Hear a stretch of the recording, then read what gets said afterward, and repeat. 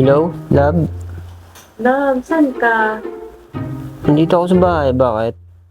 Ano, pwede bang magkita tayo ngayon? Naku, hindi ako pwede ngayon eh. Sige na, magkita naman tayo. Tamis na kita eh. Sa ibang araw na lang tayo, ano? Lumabas, ha? Eh, ngayon na nga, gusto nga kitang makita. Kain tayo sa labas, sige na. Hindi nga ako pwede ngayon. Bakit naman hindi? Hindi ka na, sige na, kain tayo sa labas. Saglit lang. Andito kasi ngayon ang asawa ko eh, day off niya. Kaya hindi ako pwede makipagkita sa'yo, ha? Asawa?